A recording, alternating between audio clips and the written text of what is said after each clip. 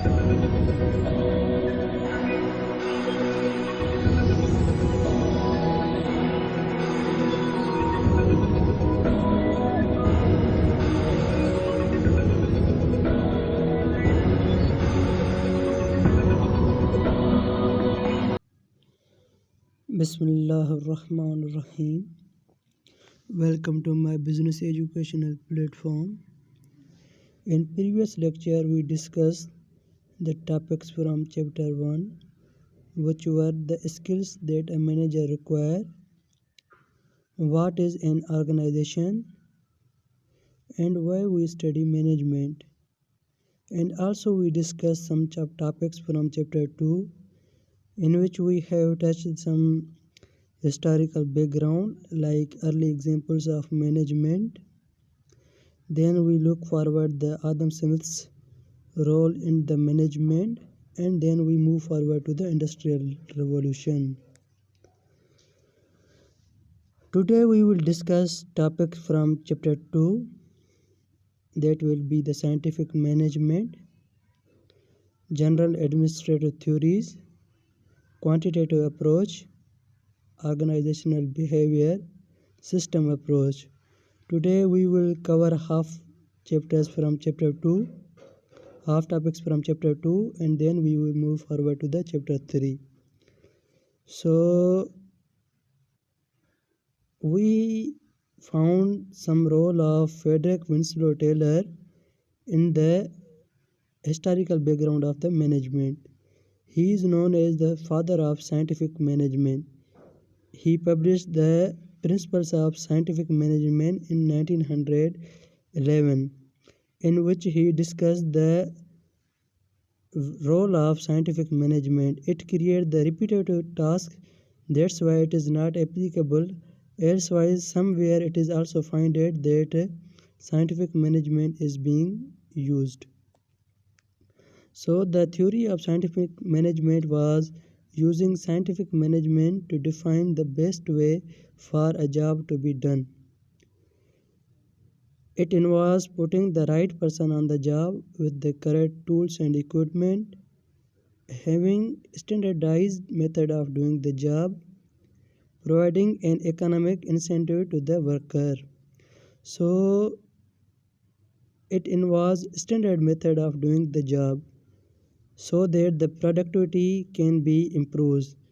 If the productivity will be improved, then there will be a lot of revenue generated, so the organization will be beneficial, then the employer will be the beneficial. So it creates, scientific management creates the standardized method of doing the job. So there is the F.W. Taylor's principles. He gave 4 principles in which he discussed that develop a science for each element of an individual work, which will replace all rule of thumb method. Like in previous methods, the machines or equipments were not the used, so he replaced the old rule of thumb. Later on, he gave the idea of scientifically select and then train, teach and develop the worker. So you have to train the worker as per the scientific way of method, as it improve the productivity.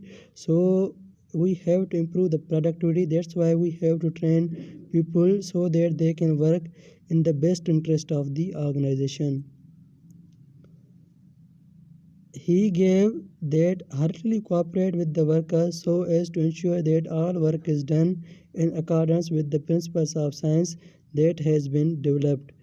So the world is evolving and the new methods of doing the task are being coming so that the productivity can be improved.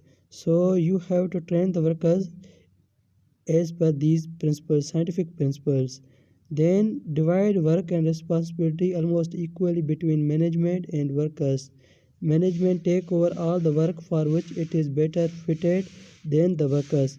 So you have to create the division of labor. Suppose you are skilled in this department, you should go and work in that department. This is what the division of work. Then we have Frank and Lillian Gilbert's role. He focused on increasing worker productivity through the reduction of wasted motion. He developed the micrometer to time worker emotions and optimize work performance. How do today's managers use scientific management? It has been seen everywhere, like the managers use time and motion studies to increase the productivity, hire the best qualified employees. We are hiring right now the best qualified employees, so the scientific methods are seeing that it is applicable in today's eras as well. Design incentive system based on output. So then we have general administrative theories. In general administrative theories, we have the 14 points from the Henry Fayol. He believed that the practice of management was distinct from the other organizational functions.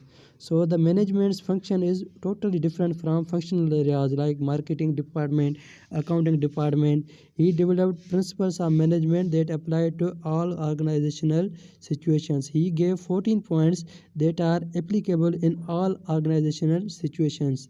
These 14 points include the division of work. So the work should be divided as per the skills of the worker. Human capital, like suppose you have knowledge, skills, abilities of the marketing department, so you should be associated with that department. Then he assigned the authority. So you must be report to the one that is authoritical in your department. Like you have, if you are working under the middle line manager, then you should report directly to the middle line manager. If you are directly working with the top level management, you should report to that management. Then there should be discipline. Discipline involves the punctuality of work, like you should be punctual on time, be on time, and you should not avoid any law or unethical practices into the environment. Then unity of command. You should be reporting to only one person. There should be unity of command. And then unity of direction. You should be clear about the mission of the organization, where the organization want to go, and what responsibilities you have to take into account. Then the subordination of individual interest to the general interest. There should be individual alignment to the organizational goals. Individuals' goals should be aligned with the organizational goals. If the organization will be the profitable, then the individual will be the profitable, as organizational way will pay bonuses, remuneration to the employee. Then we have remuneration. The remuneration is the pay that you will get upon your services or the duties, responsibilities that you will take into account. Then we have centralization. Centralization is clear that there should be centralization of authority. Like you should be reporting to whom, either you should reporting the middle line manager or the top level management. There should be the centralized authority. Then scalar chain. There should be hierarchy of the working system. Like there must be the CEO, chief executive officer from top level management, presidents, directors. Then there should be functional areas and so on. There should be order, the like sequence of the workflow. Like firstly you have to do this, then you have to do this. And then we have equity, like there should be transparency and fairness into the work. Then the stability of tenure of personnel, like there should be employees should be well known about their tenure of the employment. And if any discrepancies occur, then there should be rules or agreement to avoid that tenure. Then there is the initiative, like the employees should be initiative taking. They should take initiatives, like they found some there is any discrepancies or new trends are involving, then they should be initiative or the initiative taker. They should take first priority to accomplish those tasks. Then we have spirit de corps, like the employees should be motivated to work up on the best interest of the organization.